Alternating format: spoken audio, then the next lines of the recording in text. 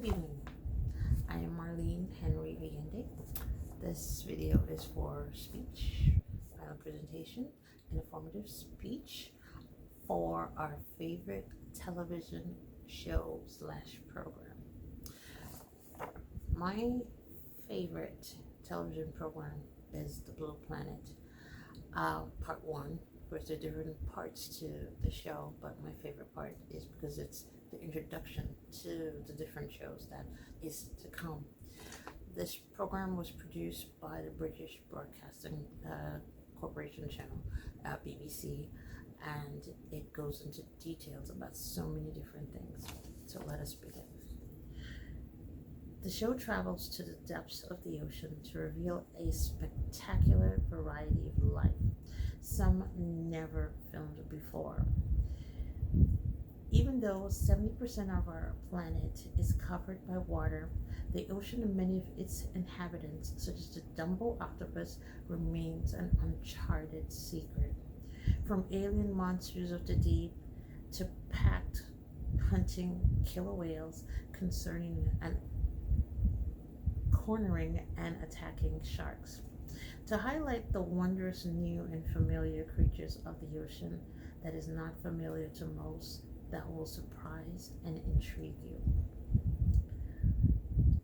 If you love the ocean, if you love animals, and learning about the different inhabitants that live in the deep of the ocean floor, this is the program for you.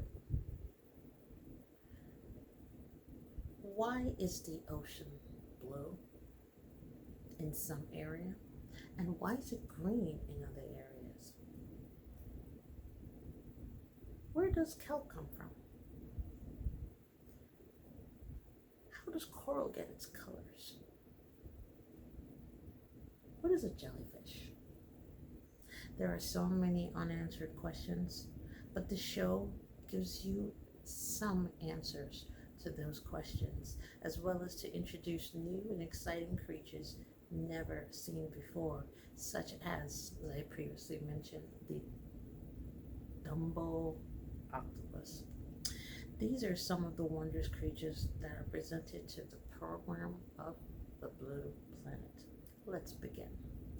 The Blue Planet TV series reveals the sea and its communities at their most fearsome and alluring, introducing familiar ocean life and the discovery of different and newer, never seen creatures and species that inhabit different locations of our ocean's floor.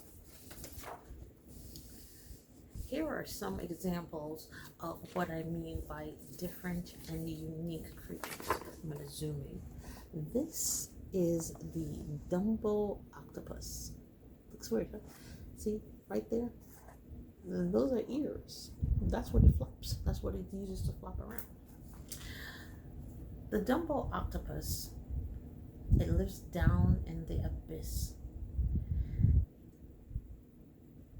It is one of the most extraordinary creatures that I've ever seen. This is why I feature it, because there's so many different kinds of octopuses out there. They have the regular big-headed octopus, which is mostly familiar in the Asian market. Then they have the regular octopus that they have here in the United States. But this particular octopus, completely different. Small, it's like the size of a beach ball, and ears that it uses to flap, to actually move from location.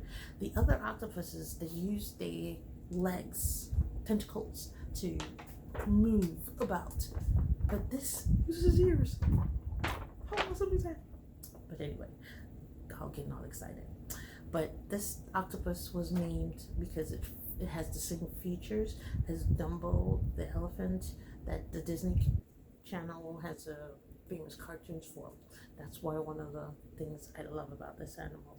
It also goes into detail. The show goes into detail about plankton, where it began. Of course, the scientific jargon that they use, how plankton came about, and the life starts beginning. I'm a Christian, so that's just going against what I believe in. So I will leave that alone. But here I'm zooming in. Plankton. And most of the ocean's life, the larger animals, they feed on this stuff. Sperm whales, plankton. Uh, they have this other whale. It is called a basking whale. We think all sharks eat people. That's why I don't go like the ocean. But basking whales also eat plankton. That's something that I learned by watching Animal Planet, that not all sharks eat people. That's why I'm not in the ocean. If God wanted me to be in the ocean, He'd have given me fins. Not while here. Okay. But as I was previously saying,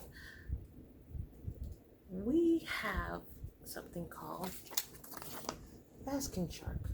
See? Basking shark. Huge.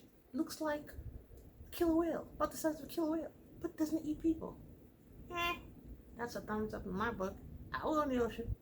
But then again, I say I don't like the ocean because great white lives in Florida water.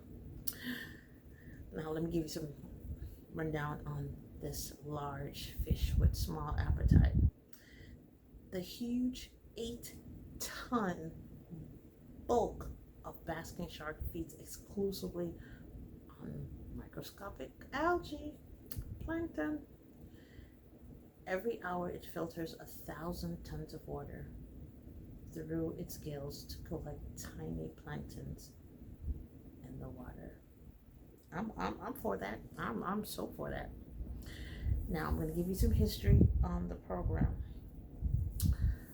The BBC Blues Planet is simply a jaw-dropping show that was created in conjunction with the British Broadcasting Corporation of the Natural History Channel. History Channel it brings about the history, but mostly it surrounds British history, not world history. So these producers came up with an idea. It's like, wait a minute, we need to bring awareness to our world and about our waters. So different producers, different biologists, different tree huggers came up with the idea that, you know what, we need to be a little bit more informative about our oceans and our ocean's floor and what new and exciting things that we can bring to people and their awareness. So British Broadcasts came up with Blue Planet in ways of saving our planet and being familiar with so many different aspects of our ocean. And for me, why helps me to understand why I'm afraid of the water. I will go into the ocean. We go to the beach all the time, but my ankle, that's where it cuts. I don't want to be bitten by sharks, and that's a phobia. I know, working on it. But this program, back to this program, it was produced. It took 5 years for them to produce one series. 5 years. 5 years. That's a long time to cut, go into different locations all around the world, see the different oceans, and for the film crew to put their lives in the water's hands. I think it's so remarkable that they're able to produce such good quality educational program to enhance what we have and what we can do to save it for not for only our generation, but for our kids' generation and our kids' generation. So just to conclude, this is the reason why I have selected this program, The Blue Planet, as my final piece, because I'm so passionate about our world and saving it for our next generation. My parents saved it for me, so I need to do the same for my sons. Thank you.